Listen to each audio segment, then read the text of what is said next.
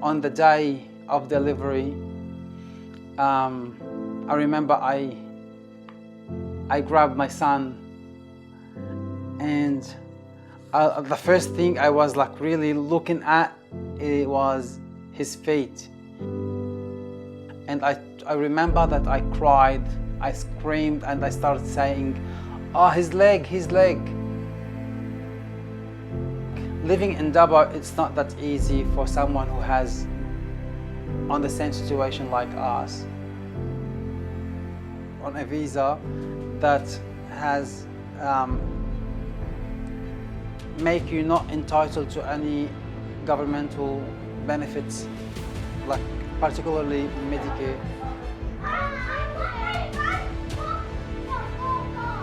So I pick up the phone and my wife told me that our second baby is a clubfoot.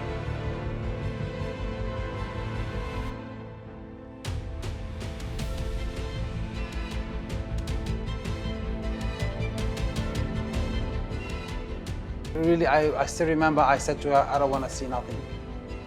Like, I don't want to see, like, I was really shocked. I was really upset.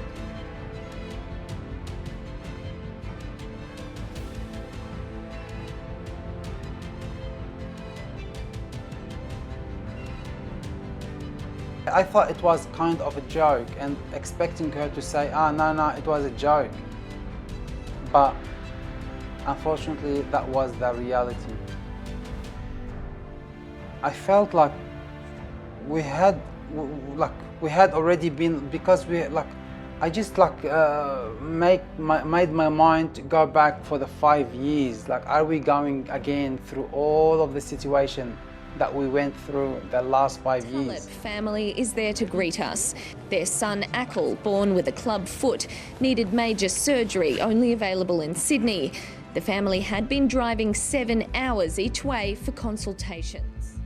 It's minimum 7 to 8 hours driving apart. So how this is gonna happen? Like, I need to we have no support. How do we go through this process to maintain our visa requirement? I have to work, and I have 2 children sick at home.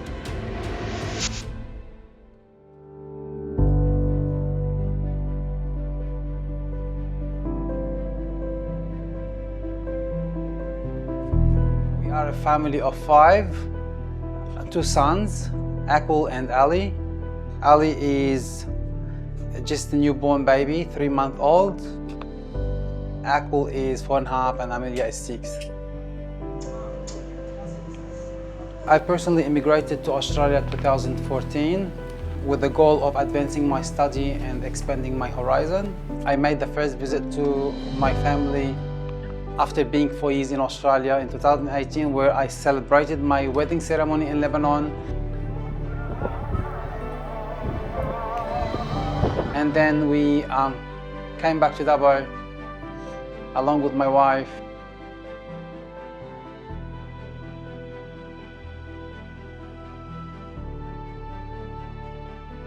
I made a contact with the IPTAS at Dubai base.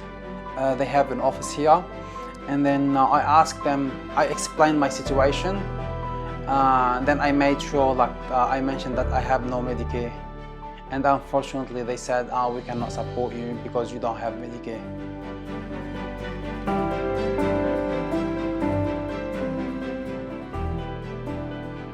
And on the day that I have to leave Ronald McDonald House early in the morning, just random people I came across, and they asked me, how do you travel to Dubai? How do you come to attend your appointments here? I said, I just drive.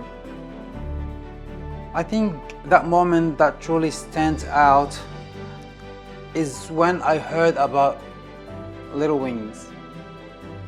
When I contacted them, I could feel the warmth in Claire's voice. Claire has took my phone for the first time, the CEO. She was so welcoming. Honestly, I'm speechless to talk about that moment. how nice she was, how kind.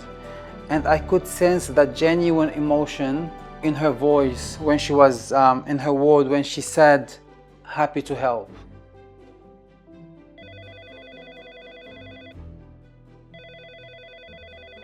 Hello, this is Little Wings. How can we help? We'll send through the referral form. Today we woke up in the morning and received a notification on our phone, and it was from Little Wings confirming that our flight was confirmed to go today to our appointment. We went to the airport. The Little Wings pilot was waiting for us, and she welcomed us as usual with a big smile. This morning I received a text message on my phone for a mission to go and pick up the Talib family from Dubbo. Hi, my name's Donna. I'm a volunteer pilot for Little Wings. I'm also a mum of 3 young girls under 4, which means it does come with its challenges of being a pilot as well, having to juggle things like my children's routine, still breastfeeding as well. Last flight before the baby. And I can relate to the other parents out there in their family situation, knowing that they have to juggle things, and on top of that, medical problems as well.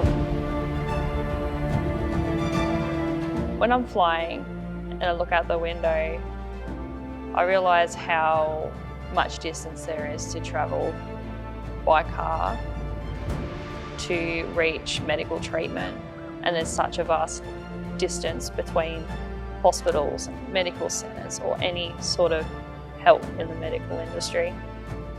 And being a pilot and seeing how far we can travel in a short amount of time brings that closer together, brings that distance closer together for those families.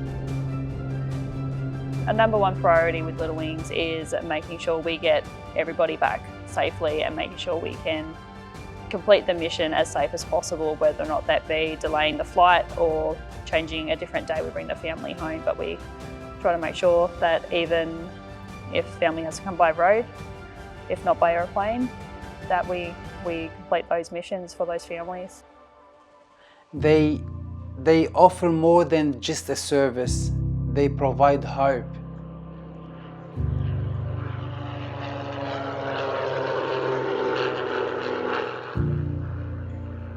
At the Bankstown domestic airport, we met the driver.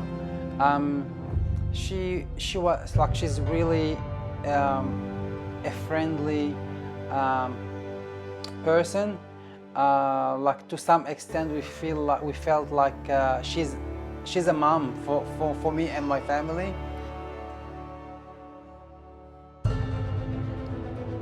Every time I get a mission, I'm excited and anxious that I get there on time, so we're not putting any more extra pressure on the families.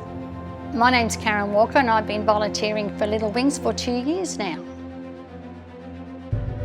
Has everyone got their seatbelts on? When I retired, I realised that I needed another purpose in life. My intention was, when I retired, to help my mum.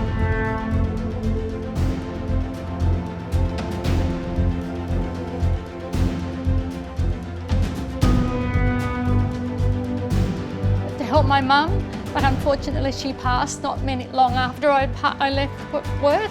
So I was lost. I didn't know what to do next. So Little Wings filled that big hole for me, and I absolutely enjoy just helping other people.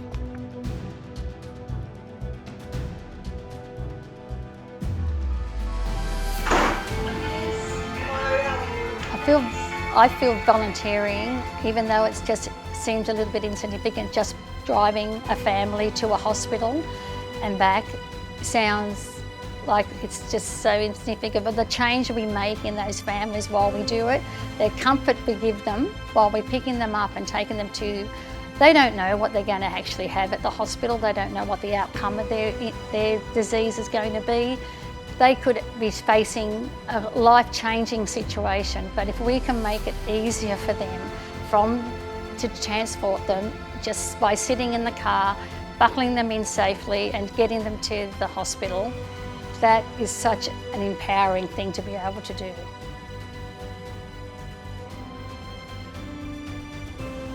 I like to ask the families where they're from and let them know that they're safe, and then at the end I always say, okay, let's just go home.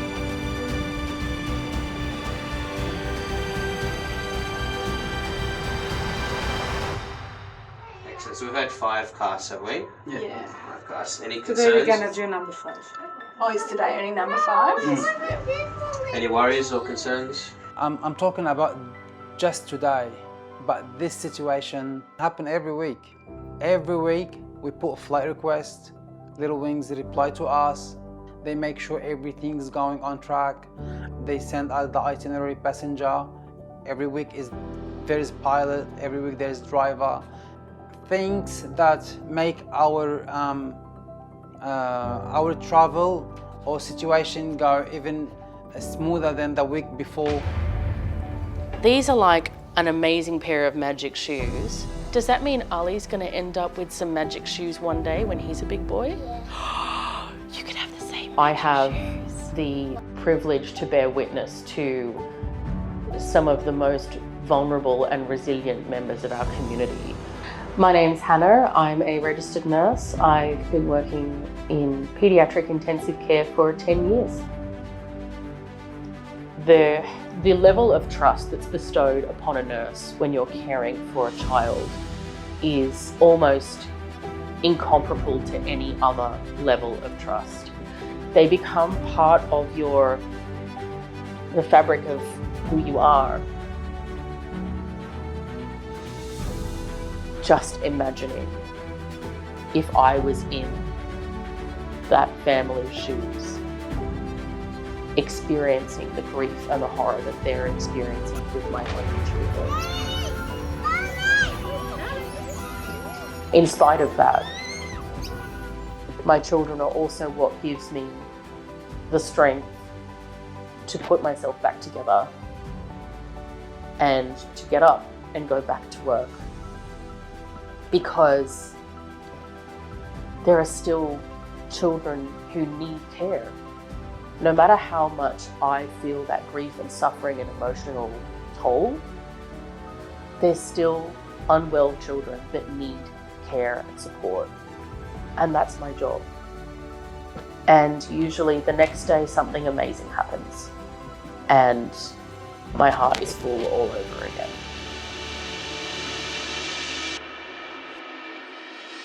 This is where a charity like Little Wings becomes absolutely essential. Every child in Australia is entitled to the gold standard of healthcare. Every child should have access to the right treatment at the right time. Children like Ali, if it weren't for a charity like Little Wings, potentially may not be able to receive their treatment in the right regime. And it requires enormous amounts of logistics for families to be able to get to every single appointment. And that could be the difference between him being cured of this condition or potentially going on to live with some disability. That's a big decider. And I feel like something as simple as accessibility to healthcare shouldn't be what decides the outcomes of children's well-being. Every child deserves to live a life that is as medically simple and comfortable as possible. Good? Do they feel? I feel I can jump. You feel you can jump? That's awesome. Do they feel I feel I strong? can run fast.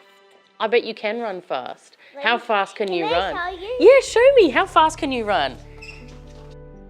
Whoa! I can't even imagine where we would be without Little Wings. Whoa! That's like a cheetah fast. Didn't just help us, they saved us. Akul is walking properly now. He jumped, he climbed, he plays soccer, he plays basketball. Sometimes like he does something like we as a family can't do it.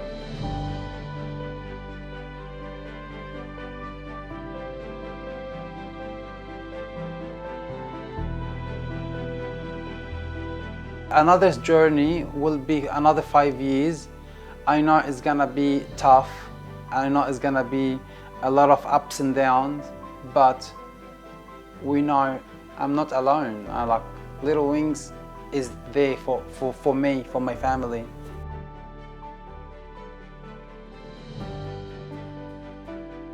It warms my heart to know that just since Little Wings started, we have driven over 3 million kilometres, and only just last year, there was 8,000 families that we helped. I'm so proud that we've picked up families from the Northern Territory, Queensland, New South Wales, ACT, Victoria, Tasmania and South Australia. I'm just grateful for the volunteer pilots, the volunteer drivers and everyone that makes a service like this possible. It's life-changing. So everyone watching this video and everyone who's involved in some way, big or small, thank you so much. We can't be more grateful and more proud than how we are at the moment and for the last 5 years until now. Come on mate, let's take you home. We are speechless when we talk about them, and thank you is not enough for them. I can't imagine our life without Little Wings.